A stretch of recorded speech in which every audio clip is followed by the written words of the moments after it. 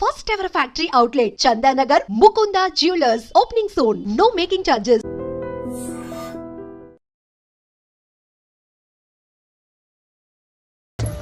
నేను తనకు తోటికోడలను అవుతాను. అలా చెప్పుకోవడానికి కూడా నాకు సిగ్గుచేటుగా అనిపిస్తుంది. ఎందుకంటే ఇంత కిరాతకంగా ఇట్లా పిల్లల్ని గొంతు నురుమి ముక్కు మూసి చంపిందంటే ఎంత నరకయాతన అనుభవించుంటారు పిల్లలు. ఒక్కసారి ప్రతి ఒక్కరు ఆలోచించండి. ప్రతి ఒక్క తల్లికి వందనాలు చేసి చెప్తున్నాను. ప్రతి ఒక్క తల్లి ఆలోచించండి. ఆ పిల్లల నరకయాతన ఆలోచించి తనకి ఎలాంటి శిక్ష పడితే న్యాయం జరుగుతుందో, మాకు ఎలాంటి న్యాయం చేస్తారు మీరే చెప్పండి. చూసిన ప్రతి ఒక్క మహిళకు దండం పెట్టి చెప్తున్నా, మాకు ఎట్లాంటి న్యాయం చేస్తారో మీడియా తరపున కానీ, న్యాయవాది తరపున కానీ, పోలీసుల తరపున కానీ, రాష్ట్ర వ్యాప్తంగా కేంద్ర ప్రభుత్వం సహాయంతో మాకు ఎట్లాంటి న్యాయం చేస్తారో, ఇలాంటి సంఘటన మీ కుటుంబంలో జరిగితే మీరెలా స్పందిస్తారో అలాగే మా కుటుంబానికి కూడా స్పందిస్తారని కోరుకుంటూ, నాకైతే న్యాయం జరగాలి. కేంద్ర ప్రభుత్వం కెంచి, రాష్ట్ర ప్రభుత్వం కెంచి మా కుటుంబానికి, మా పిల్లలకు జరిగిన అన్యాయానికి మాకైతే న్యాయం జరగాలి. తనని ఏ విధంగా శిక్షిస్తారో మీకే వదిలేస్తున్నా. పిల్లలతోని తల్లి గాని తండ్రి ఎలా ఉండేది, భార్య భర్తలు వాళ్ళు ఎలా ఉండేది, వారంతా మీతో ఎలా ఉండేది? మాతో పాటుగా కుటుంబంతో చాలా సన్నిహితంగా ఉండేది, చాలా బాగుండేవారు. పిల్లలైతే చాలా బాగా ఆడేవారు. దసరా పండుగ వచ్చినా, ఏ పండుగ వచ్చినా ఈడికి వచ్చి బాగా ఆడుకునే వాళ్ళు, బాగా సంతోషంగా ఉండేవారు. వాళ్ళ ల్యాప్టాప్ లో ఏమని టైప్ చేశారంటే పిల్లలు, మళ్ళీ నేను విలేజ్ కి వస్తాను, మన ఊర్లో ఎలా సెలబ్రేట్ చేశానో అలా సెలబ్రేట్ చేసుకుందాము, ఈ సమ్మర్ హాలిడేస్ లో సెలబ్రేట్ చేసుకోవడానికి మేము మళ్ళీ వస్తున్నామని టైప్ చేసి మరి ఇది చేశారు సార్. వాళ్ళ కళల్ని అంతగా ఆవిరి చేసింది సార్ వాళ్ళ తల్లి. ఎలా చేసింది అసలు ఆ కన్న తల్లి? వాళ్ళ కళల్ని, పిల్లల కళల్ని మన కళగా భావించి బ్రతుకుతాం మనము. వాళ్ళ కళల్ని కుప్పగూల్చింది. తన కళని ఎలా సాకారం చేసుకోవాలనుకుంది, ఎలా స్వాధీనం చేయాలనుకుంది, తన కళని ఎలా సాధించాలనుకుంది. పిల్లలు లేని కళ అది ఏం కళ సార్? అది తల్లి లేదంటే ఈ మృగమా అర్థం అవుతలేదు. ఈ భర్తతో సఖ్యంగా ఉండేదా, ఎలా ఉండేదమ్మా? మంచిగానే ఉండేది సార్, కానీ 3 నెలల నుంచి ఇంకా ఎక్కువ ప్రేమ ఒలకబోసింది అంటుంది మా బావగారు.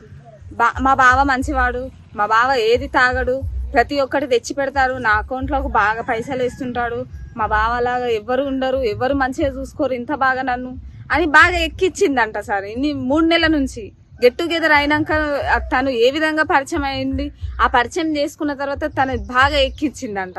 తను అనుకున్నాడు నా భార్య నా మీద ఇంత ప్రేమను చూపిస్తుంది కదా, సరే ఇదే ప్రేమ కంటిన్యూ అయితే ఇంకా బాగుంటుందని తన మనసులో అనుకుంటాడు. కానీ ఇలాంటి దుర్మార్గమైన ఆలోచన పెట్టుకొని తన మీద ఇంత ప్రేమ ఒలకబోస్తుందని తను మాత్రం ఏ విధంగా ఆలోచన రానివ్వలేదు సార్. తన మీద ఏ విధమైనటువంటి ఆలోచన లేకుండా, ఏ విధమైనటువంటి అనుమానం రాకుండా చూసుకున్నది. అంటే తను ఎన్ని రోజుల నుంచి ఈ కుట్ర పండింది, ఎన్ని సంవత్సరాల నుంచి ఈ ఆలోచన మైండ్ లో పెట్టుకొని తిరుగుతుంది, ఇంతమంది ముందల ఏ విధంగా నవ్వుతూ ఇంత సఖ్యతగా అందరితో ఎలా ఉందో అలాగే ఎలా కంటిన్యూ చేసింది, ఇన్ని కుట్రలు ఎట్లా చేసింది, అసలు ఎలా నటించింది. మహానటి అయిపోయింది సార్. మాకు నిజంగా చెప్పాలంటే ఆ మహానటి కంటే ఈ మహానటి చాలా ఇదిగా అనిపిస్తుంది సార్. ఈ దసరా పండగకి వచ్చినప్పుడు కోలాటం ఆడి మీతోటి చాలా సరదాగా గడిపింది. చాలా సరదాగా ఉన్నారు సార్. పిల్లలు కూడా బాగా ఆడుకున్నారు. ప్రతిరోజు మిస్ కాకుండా 9 నవరాత్రులు చేస్తే నవరాత్రులు మొత్తం పూర్తిగా గడిపేశారు సార్. బాగా ఆడుకున్నారు, బాగా ఎంజాయ్ చేశారు, వెళ్ళిపోయారు సార్. ఇక చివరిగా చూసిందంటే అప్పుడే సార్, దసరా నవరాత్రులకే చూసిన పిల్లల్ని. ఇప్పుడు చెన్నై పరిస్థితి చెన్నై ఆ బాధ నుంచి బయటపడడానికి ఎలా సార్? తన బాధ ఎలా బయటపడతాడు సార్? ఇట్లాంటి ఘోరం జరిగిన తర్వాత, తన కడుపు కోత మిగిలించిన తర్వాత ఎట్లా బయటపడతాడు తన ఆ బాధ నుంచి? ఒక్క నిమిషం ప్రతి ఒక్కరు ఆలోచించండి. తనకి ఎంత నరకయాతన ఉంది. బ్రతికున్న శవంలా తిరుగుతున్నాడు సార్. బ్రతికున్న మనిషి, అసలు బ్రతికున్న శవం ఎంతనో తను కూడా అలాగే అయిపోయాడు. తనకు న్యాయం జరిగిన దాకా తను ఇదే విధంగా ఉంటాడు సార్. ప్రతిరోజు సెలైన్ ఎక్కుతుంది, తిండి లేదు, నిద్ర లేదు. నిద్ర పోతే నాకు పిల్లలు కళలోకి వస్తున్నారమ్మా అంటున్నాడు.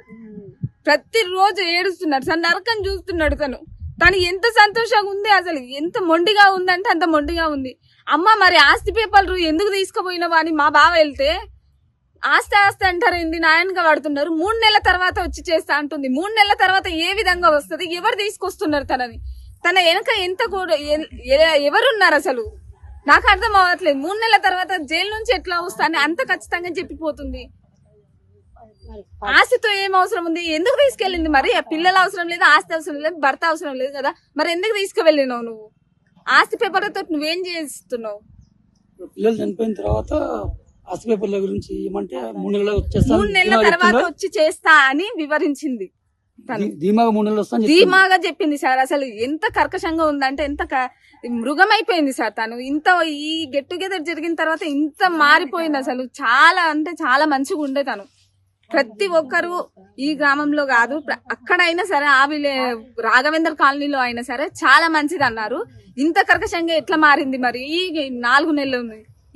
ఈ సిచ్యువేషన్ లో ఈ 4 నెలలని ఏ ఆడది ఇట్లా మారదు. అది ఎన్ని రోజుల నుంచి తన మనసులో పెట్టుకుందో. మనతో పాటు